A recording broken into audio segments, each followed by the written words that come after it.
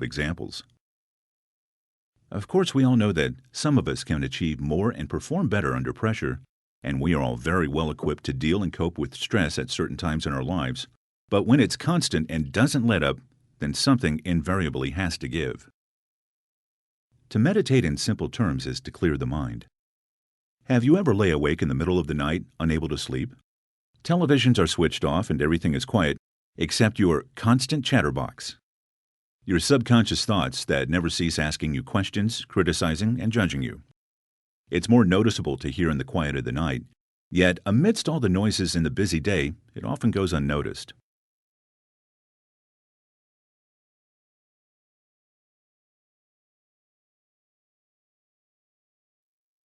Through meditation, you will learn to quiet your mind. Clearing your mind makes room for solutions to problems to suddenly become clear. People from all walks of life have benefited in so many different ways by practicing meditation. A friend of mine used to completely overreact to little things like spilling a cup of coffee or misplacing his car keys.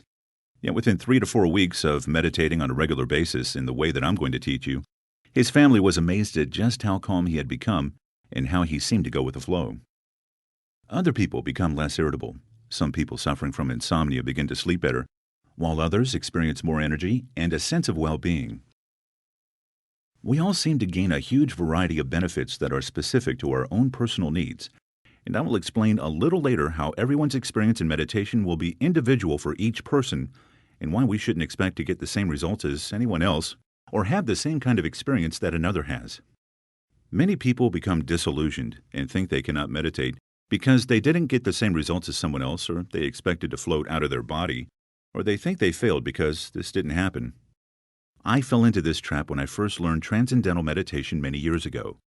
I expected to transcend out of my body and return a very calm and wise person. But then, I've always had a very vivid imagination. I remember being really disappointed and wondered if I were doing things correctly. I remember feeling very doubtful at the time and imagined that you could probably only really meditate if you went to the Himalayas or became a yogi or attended some incense-filled monastery. I was trying so hard to get the results I expected, and I think this is typical of so many of us because we are taught to try hard with any new experience. It took me a long time to realize that to meditate successfully is not to try at all and not to expect anything. If I emphasize anything to you, it is not to try and not to expect anything when you meditate. Rather, just trust that meditation will give you what you need it to do.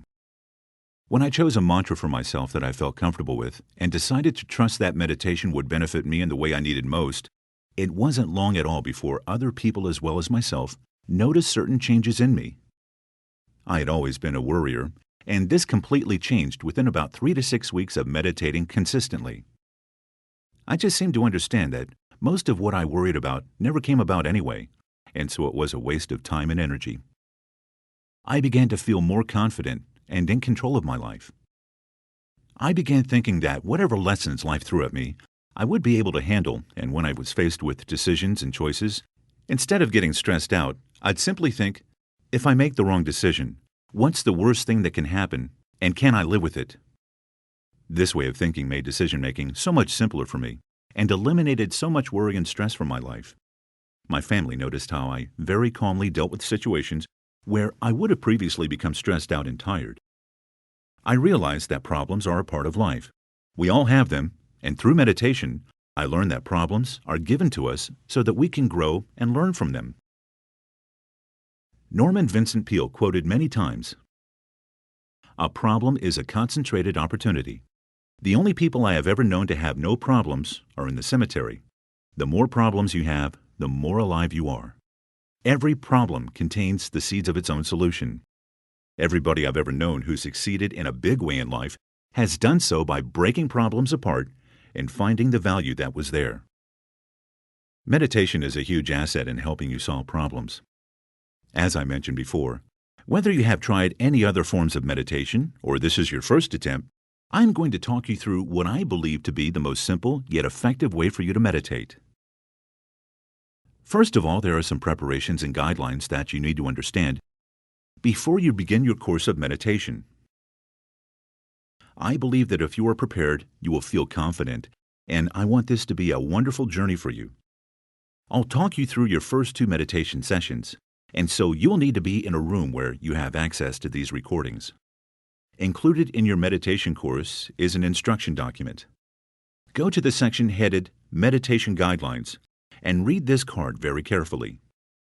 Certain instructions will probably appear simple common sense to you, but there may be certain things you might have overlooked. If you are going to begin a physical exercise program, you would build up gradually, and if you had any serious illnesses or were taking medication from your doctor, you would be advised to consult him before beginning your exercise program. The same applies with meditation. If you are taking medication for an illness, then simply check with your doctor that it's all right for you to go ahead with meditation at this point in your life. You need to have an alert mind to enable you to enjoy this new experience, and therefore, your body should be free of alcohol or non-prescribed drugs for at least 24 hours. Since the digestive process can interfere with achieving deep relaxation, wait at least 2 hours after eating a full meal or 1 hour after a snack before you begin to meditate. Preferably, don't drink anything with caffeine in it for 1 hour before meditation. Water or fruit juice or decaffeinated drinks are fine. If you smoke, you need to refrain for at least 30 minutes before you meditate. Because meditation is likened to a deep relaxing state, similar to that you experience during sleep, you must not begin with a sweet or anything in your mouth. Never over-meditate. Just as physical exercise is good for you, it is also necessary for you to build up gradually and not overdo things. When you meditate, you release backlogs of tension, and if you meditate too long, you can release tension too fast for you to cope with. Some people begin meditating for 15 to 20 minutes twice a day and find this really suitable for them, and yet others find this too much and 10 minutes is plenty for them.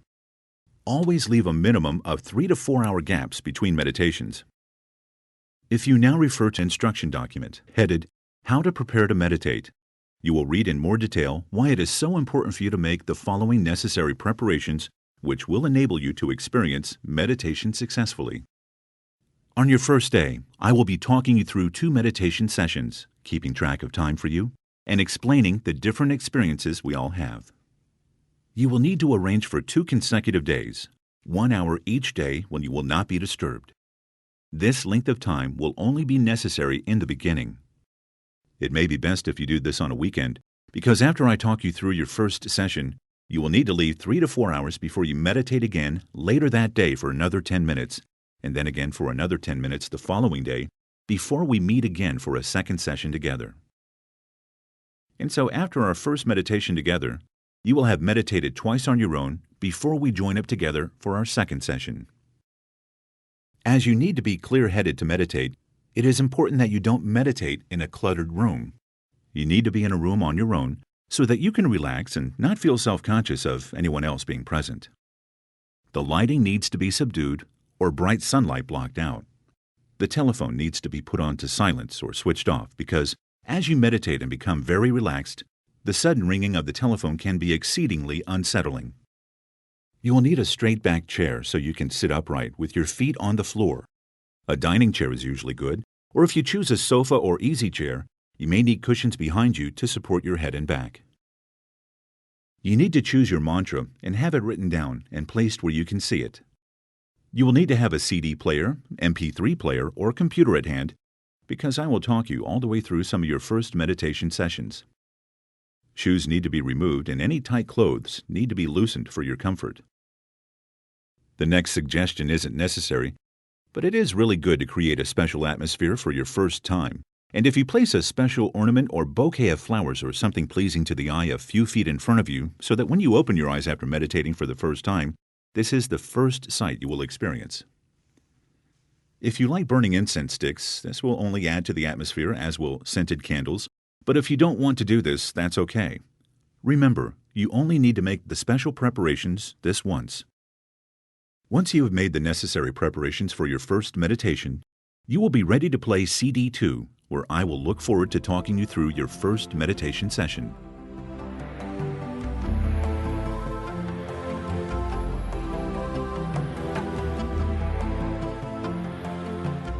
This is the end of CD 1. To continue, Please insert your next CD.